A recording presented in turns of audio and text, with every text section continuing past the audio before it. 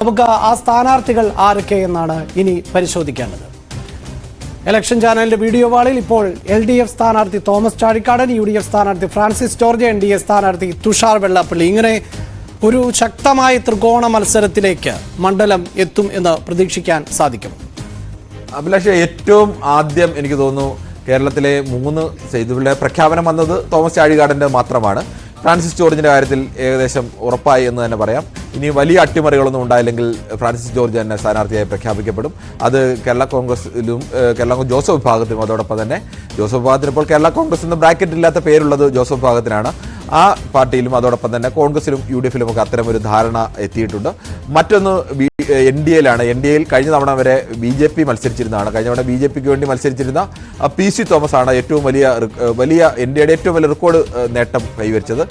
നേരത്തെ 34,000 44,000 ഒക്കെ വോട്ട് മാത്രമുണ്ടായിരുന്ന ഒരു സ്ഥലത്ത് നിന്ന് കഴിഞ്ഞ തവണ 1.5 ലക്ഷത്തിന് മേൽ വോട്ട് നേടിയാണ് PC തോമസ്. 3ാം സ്ഥാനത്താണെങ്കിൽ 1,10,000 വോട്ട് ഒരു മുന്നണിക്ക് അധികമായി നേടാൻ കഴിയുക എന്ന് പറഞ്ഞാൽ PC തോമസിന്റെ മറ്റൊരു പ്രത്യേകത കൂടി ആലോചിക്കണം. കേരളത്തിൽ NDAയുടെ മുന്നണിയിൽ നിന്നുകൊണ്ട് മത്സരിച്ച് 2 മുന്നണികളെയും പരാജയപ്പെടുത്തി MP ആയ ഒരു ആൾ കൂടിയാണ്. പക്ഷേ അന്ന് മൂവാറ്റുപുഴയായിരുന്നു. പക്ഷേ ആ മൂവാറ്റുപുഴയുടെ ഒരു ഭാഗം ഇപ്പോൾ ഈ പറയുന്ന കോട്ടയത്തിന്റെ ഭാഗമായിട്ടുണ്ട്. പക്ഷേ ഇപ്പോഴും PC തോമസിനെ സംബന്ധിച്ച് ഈ പറയുന്ന പോലെ ഏറെ ജനകീയനായ ഒരു നേതാവ് കൂടിയാണ്. പക്ഷേ കഴിഞ്ഞ തവണ NDAക്ക് മത്സരിച്ച ഒരാളെ ഇത്തവണ UDFിന് വേണ്ടി മത്സരിപ്പിക്കുക എന്ന് പറഞ്ഞാൽ അതിനുണ്ടാകുന്ന ചില ബുദ്ധിമുട്ടുകളുണ്ട്. ദേശീയ തലത്തിൽ കോൺഗ്രസിനുണ്ടാകുന്ന ബുദ്ധിമുട്ടുകൾ. പിന്നെ കുറെ കൂടി സ്വീകാര്യനായ ഒരാൾ എന്ന നിലയ്ക്കാണ് ഫ്രാൻസിസ് ജോർജിനെ സംബന്ധിച്ച് ഇടുക്കിയിൽ 2 തവണ MP ആയി. അതിനുശേഷം ഇടുക്കിയിൽ 2 തവണ മത്സരിച്ചു. ഒരു തവണ ഇടുക്കിയിൽ 2 തവണയും മത്സരിച്ച എതിരാളി റോഷി അഗസ്റ്റിനായിരുന്നു. ആദ്യ തവണ റോഷി അഗസ്റ്റിൻ UDFിലും ഫ്രാൻസിസ് ജോർജ് LDFിലുമായിരുന്നു. ജനാധിപത്യ കേരള കോൺഗ്രസിന്റെ ഭാഗമായി.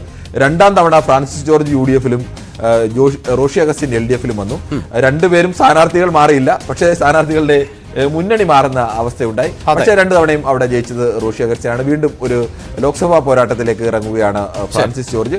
അത് കോട്ടയത്ത് കോൺഗ്രസിനെ സംബന്ധിച്ച് UDFിനെ സംബന്ധിച്ച് കിട്ടാവുന്നതിൽ ഏറ്റവും കരുത്തനായ സ്ഥാനാർത്ഥിയാണ്. ഒരു പൊതു സ്വീകാര്യത ഒക്കെ ഫ്രാൻസിസ് ജോർജിനെ സംബന്ധിച്ചുണ്ട്. പ്രത്യേകിച്ച് KM ജോർജിന്റെ മകൻ കോട്ടയത്തേക്ക് വരുമ്പോൾ, കേരള കോൺഗ്രസിന്റെ ശക്തി കേന്ദ്രങ്ങളിലേക്ക് വരുമ്പോൾ ഉണ്ടാകുന്ന ഒരു പൊതു കേരള കോൺഗ്രസ് വികാരം കൂടി അദ്ദേഹം അനുകൂലമാകും എന്നുള്ളൊരു പ്രതീക്ഷ കൂടി എന്തായാലും അവർക്ക്. തീർച്ചയായും അവിടെ 2 കേരള കോൺഗ്രസ് നേതാക്കൾ തമ്മിലുള്ള പോരാട്ടമാണ്. ഒട്ടേറെ സാമ്യതകളും ഇവർ തമ്മിലുള്ള പോരാട്ടത്തിനുണ്ട്. ഇരുവരും ഇതിനു മുമ്പ് 7 തവണ തെരഞ്ഞെടുപ്പിൽ മത്സരിച്ചിട്ടുണ്ട് എന്നതാണ്. ഈ തോമസ് ചാഴികാടൻ ഈ സ്ഥാനാർത്ഥി പ്രഖ്യാപനത്തിന് തൊട്ടു പിന്നാലെ മാധ്യമങ്ങളുടെ ചോദ്യത്തിന് നൽകിയൊരു മറുപടി അത് ഈ മുന്നണി മാറ്റവുമായി ബന്ധപ്പെട്ടാണ്. പക്ഷെ അദ്ദേഹം പറഞ്ഞത്, ഞാൻ ഒരിക്കൽ പോലും എൻ്റെ പാർട്ടി മാറിയിട്ടില്ല. എൻ്റെ രാഷ്ട്രീയം ആരംഭിച്ചത് എവിടെ നിന്നാണോ ആ പാർട്ടിയിൽ തന്നെ നിന്നുകൊണ്ട് ഞാൻ മത്സരിക്കുന്നു. എൻ്റെ ചിഹ്നത്തിൽ മാറ്റമില്ല. പക്ഷേ ഫ്രാൻസിസ് ജോർജിനെ ഉദ്ദേശിച്ചാണത് പറഞ്ഞത്. ഇവിടെ കിരൺ നേരത്തെ സൂചിപ്പിച്ചു, അദ്ദേഹം ഏറ്റവും തലയെടുപ്പുള്ള നേതാവ് എന്ന് പറയുമ്പോൾ ഈ 2009 ശേഷം 4 തവണ പാർട്ടി മാറുകയും മുന്നണി മാറുകയും ഇടയ്ക്കൊരു പാർട്ടി രൂപീകരിക്കുകയും ചെയ്തിരുന്നു ഫ്രാൻസിസ് ജോർജ് എന്നതാണ്. അതാണ് അദ്ദേഹം ട്രോൾ ചെയ്തത് എന്ന് തോന്നുന്നു. അതുതന്നെയാണ് അഭിലാഷ് ഏറ്റവും പ്രധാനം. അങ്ങനെ ഫ്രാൻസിസ് ജോർജിനെ സംബന്ധിച്ച് ഈ KM ജോർജിന്റെ മകനാണെങ്കിൽ പോലും കേരള കോൺഗ്രസിനെ സംബന്ധിച്ച് അദ്ദേഹത്തിന് അങ്ങനെ ഒരു കാര്യമായ രീതിയിൽ ഇടുക്കിയിൽ 2 തവണ ജയിച്ചു എന്നതിനപ്പുറത്തേക്ക് പിന്നീട് ആ തരത്തിലേക്കുള്ള ഒരു അംഗീകാരം കിട്ടില്ല. അദ്ദേഹത്തിന്റെ പാർട്ടി LDFിൽ വന്ന് മത്സരിച്ചപ്പോൾ 5 സീറ്റും പരാജയപ്പെടുന്ന അവസ്ഥയിലേക്ക്. പക്ഷേ ചാഴിക്കാടൻ 5 തവണ വിജയിച്ചു. ചാഴിക്കാടനെ സംബന്ധിച്ച് ഏറ്റുമാനൂരിൽ മത്സരിച്ച് തുടർച്ചയായി അദ്ദേഹം ജയിച്ചതാണ്. അദ്ദേഹം സുരേഷ് കുറുപ്പിനോടാണ് അവസാനത്തെ തവണ പരാജയപ്പെട്ടത്. പക്ഷേ രണ്ടുപേരുടെ തമ്മിൽ രാഷ്ട്രീയം പരിശോധിക്കുമ്പോൾ ഈ 2 പേരും ഞാൻ പറഞ്ഞില്ല, പൊതുവെ 2 പേരും അഴിമതിക്കാരെന്ന ആരോപണങ്ങൾ നേരിട്ടിട്ടുള്ളവരല്ല. 2 പേരും സൗമ്യരായ മനുഷ്യരാണ്. 2 പേർക്കും ഈ പ്രധാനപ്പെട്ട സഭകളുമായി മറ്റുള്ളവരുമായി നല്ല ബന്ധമുള്ള 2 പേർ കൂടിയാണ്. പക്ഷേ ഒരു പ്രത്യേകത തോമസ് ചാഴിക്കാടനെ സംബന്ധിച്ചിടത്തോളം, തോമസ് ചാഴിക്കാടന്റെ രാഷ്ട്രീയത്തിലെ കടന്നുവരവ് തന്നെ ബാബു ചാഴിക്കാടൻ അദ്ദേഹത്തിന്റെ സഹോദരനായിരുന്നു ഉണ്ടായിരുന്നത്. തെരഞ്ഞെടുപ്പ് പ്രചരണ സമയത്ത് തുറന്ന ജീപ്പിൽ വെച്ച് ഇടിമിന്നലേറ്റ് മരണം ഉണ്ടായതാണ്. ആ സമയത്താണ് അദ്ദേഹം രാഷ്ട്രീയത്തിലില്ലായിരുന്നു. അദ്ദേഹം പെട്ടെന്ന് രാഷ്ട്രീയത്തിലേക്ക് കടന്നു വരികയും ഒക്കെ ചെയ്തത്. അതിനുശേഷം തുടർച്ചയായിട്ട് അദ്ദേഹത്തിന് ജയമായിരുന്നു. അദ്ദേഹം അവസാനം പരാജയപ്പെട്ടപ്പോൾ തൊട്ടടുത്ത തവണ തന്നെ ആ പരാജയത്തിന് തൊട്ടു പിന്നാലെ നടക്കുന്ന ലോക്സഭാ തെരഞ്ഞെടുപ്പിൽ അദ്ദേഹം സ്ഥാനാർത്ഥിയാവുകയാണ്. അദ്ദേഹത്തിന് എവിടെയെങ്കിലും അങ്ങനെ അത്തരത്തിലേക്ക് ഒരു കാര്യമായ ഒരു ചെറിയ തിരിച്ചടി നിയമസഭയിലേക്ക് ഉണ്ടായപ്പോൾ തന്നെ അദ്ദേഹത്തിന് അടുത്ത അവസരം നൽകി പാർട്ടി ആ തരത്തിലേക്കൊക്കെ മുന്നോട്ട് കൊണ്ടുവരാൻ കഴിഞ്ഞു. തോമസ് ചാഴിക്കാടൻ എപ്പോഴും 2ാം നിരയിൽ നിന്ന ഒരു നേതാവാണ്. ഫ്രാൻസിസ് ജോർജിനെ സംബന്ധിച്ച് ഫ്രാൻസിസ് ജോർജ് അങ്ങനെയല്ല. എപ്പോഴും തുടക്കത്തിൽ മുതൽ തന്നെ ആ പാർട്ടിയുടെ ഒക്കെ ഏത് പാർട്ടിയിൽ നിന്നപ്പോഴും അദ്ദേഹം മുൻനിരയിൽ നിന്ന ഒരു നേതാവ് കൂടിയാണ്. അങ്ങനത്തെ ഒരു പ്രത്യേകത കൂടി, അത്തരം തിരിച്ചടികൾ കൂടി നേരിട്ട് വന്ന ആൾ എന്നതുകൂടി അദ്ദേഹത്തിനുണ്ട്. പക്ഷേ ഇത് കൃത്യമായ ട്രോള് തന്നെയാണ്. അദ്ദേഹത്തിന് പലതവണ പാർട്ടി മാറേണ്ടി വന്നു. തോമസ് ചാഴിക്കാടനെ സംബന്ധിച്ച് അങ്ങനെ ഇതുവരെയും പാർട്ടി മാറേണ്ട ഒരു അവസ്ഥ ഉണ്ടായിട്ടില്ല. മറ്റൊന്നുകൂടി തോമസ് ചാഴിക്കാടൻ ചൂണ്ടിക്കാണിക്കുന്നുണ്ട്. ഈ 2 പേരുടെയും പ്രധാനപ്പെട്ട വാദങ്ങൾ എന്ന് പറയുന്നത് തോമസ് ചാഴിക്കാടനും CPM ചൂണ്ടിക്കാണിക്കുന്നത് കഴിഞ്ഞ അവിടുത്തെ തദ്ദേശ തെരഞ്ഞെടുപ്പിലാണ്. തദ്ദേശ തെരഞ്ഞെടുപ്പിൽ UDFിന് ഉണ്ടായിരുന്ന ഒരു വലിയ മേൽക്കൈ കോട്ടയം ജില്ലയിൽ എല്ലാ കാലത്തും UDF ഉണ്ടായിരുന്ന ഒരു മേൽക്കൈയാണ്. ആ UDF ഉണ്ടായിരുന്ന മേൽക്കൈയാണ് അപ്പാടെ UDF ഉണ്ടായിരുന്ന 50 എന്ന് പറയുന്നത് നേരെ LDF വരികയായിരുന്നു. എങ്ങനെയായിരുന്നു കേരള കോൺഗ്രസ് ഉണ്ടായിരുന്നപ്പോൾ, കേരള കോൺഗ്രസ് M ഉണ്ടായിരുന്നപ്പോൾ UDF വിജയം നേടാൻ കഴിഞ്ഞത്? അതിന് ബ്ലോക്ക് പഞ്ചായത്തിലെ തെരഞ്ഞെടുപ്പിലായാലും ഗ്രാമപഞ്ചായത്തുകളുടെ തെരഞ്ഞെടുപ്പിലായാലും ജില്ലാ പഞ്ചായത്തിലായാലും അവിടെ എല്ലാം വലിയ വിജയമാണ് നേടിയത്.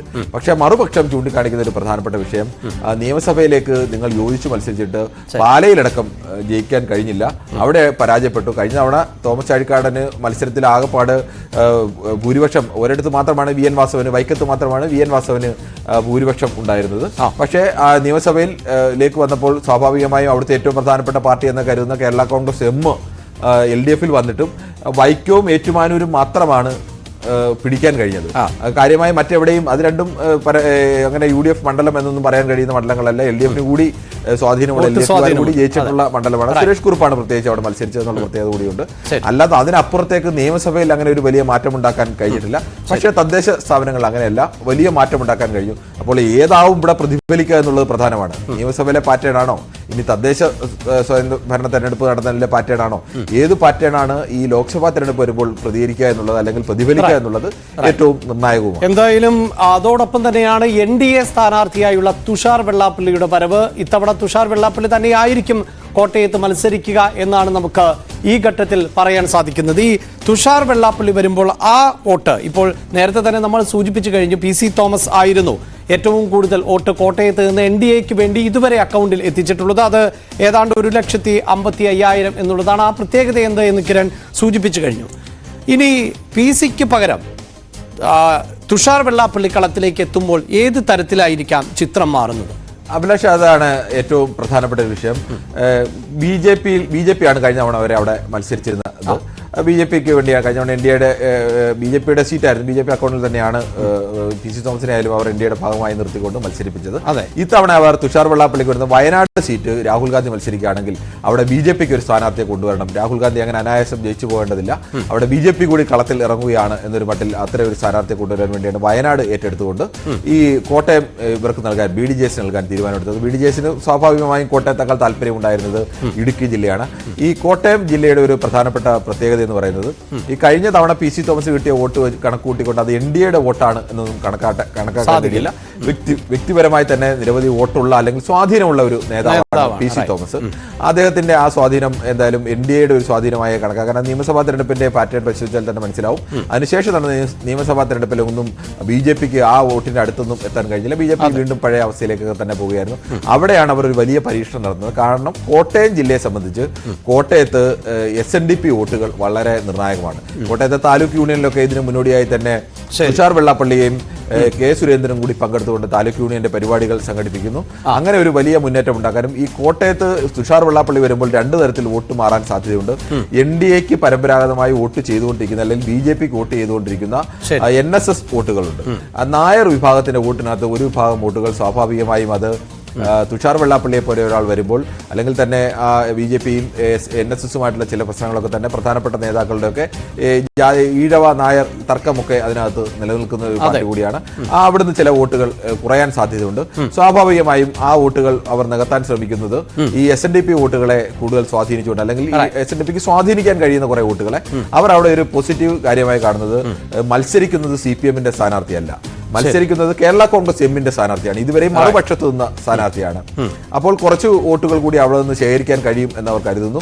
ഈ ഇവിടെ നിന്ന് പോകുന്ന NSS വോട്ട് NDAയുടെ NSS വോട്ട് പോവുകയാണെങ്കിൽ, അതിൽ ഒരു വിഭാഗം പോവുകയാണെങ്കിൽ അത് സ്വാഭാവികമായും UDFനാവും കൂടുതൽ പ്രയോജനം ചെയ്യാനുള്ള സാധ്യത ഉള്ളത് എന്നുള്ളതുകൊണ്ട് അതോടൊപ്പം തന്നെ LDFന് കിട്ടിക്കൊണ്ടിരിക്കുന്ന ഒരു ചെറിയ വിഭാഗമെങ്കിലും, കാര്യമായ ഒരു വോട്ടിംഗ് ശതമാനമൊന്നും ഇല്ലെങ്കിലും ഒരു ചെറിയ വിഭാഗം വോട്ടെങ്കിലും NDAയിലേക്ക് വലിക്കാൻ കഴിഞ്ഞാൽ, തുഷാർ വെള്ളാപ്പള്ളി വരുമ്പോൾ വലിക്കാൻ കഴിഞ്ഞാൽ അവിടെയും സ്വാഭാവികമായും തിരിച്ചടി ഉണ്ടാകാൻ സാധ്യത കൂടുതലുള്ളത്. ഇപ്പോഴത്തെ ഒരു ചിത്രമൊക്കെയാണ് വരുന്നതെങ്കിൽ അവിടെ LDFന് തന്നെയാണ് വോട്ട് കുറയാൻ സാധ്യതയുള്ളത്. അത് ഒരു പരോക്ഷമായി ചിലപ്പോൾ അതൊരു വലിയ ശതമാനമോ അല്ലെങ്കിൽ ചിലപ്പോൾ ജയപരാജയം നിശ്ചയിക്കുന്നൊന്നും ആവണം എന്നില്ല. പക്ഷെ ഒരു ചെറിയ ശതമാനമെങ്കിലും വോട്ടൊക്കെ നിർണായകമാവുന്ന ഒരു ഘട്ടത്തിൽ വന്നു കഴിഞ്ഞാൽ അവിടെ ഒരു ഗുണമുണ്ടാകാൻ കൂടുതൽ സാധ്യതയുള്ളത് UDFന് തന്നെയാണ്. അതായത് NDAയിൽ നിന്ന് കൊഴിഞ്ഞു പോകാൻ സാധ്യതയുള്ള വോട്ടുകളും കൂടുതൽ അക്കൗണ്ടിലേക്ക് തന്നെയാണ് പോകാൻ സാധ്യത. സാധ്യത സ്വാഭാവികമാണ്. അങ്ങനെ ഒരു NSS വോട്ടിന്റെ വരുന്ന ഒരു ഭാഗത്ത് നിന്ന് BJP വോട്ട് ചെയ്യുന്ന അല്ലെങ്കിൽ NDA വോട്ട് ചെയ്യുന്ന ഒരു വിഭാഗമാണെങ്കിൽ അവിടെ നിന്ന് എന്തായാലും ആ വോട്ട് കോൺഗ്രസിലേക്ക് വന്നാലും അത് ലെഫ്റ്റിലേക്ക് വരാനുള്ള സാധ്യത കുറെ കൂടി കുറവാണ്. അതൊക്കെ ചിലപ്പോൾ അനുകൂലമായി അവർക്ക് വരാൻ സാധിക്കും. നമുക്ക് ഇനി വളരെ പെട്ടെന്ന് പരിശോധിക്കേണ്ടത് ഈ കോട്ടയം ലോക്സഭാ മണ്ഡലത്തിന് കീഴിൽ വരുന്ന നിയമസഭാ മണ്ഡലങ്ങളെ സംബന്ധിച്ചാണ്. അത്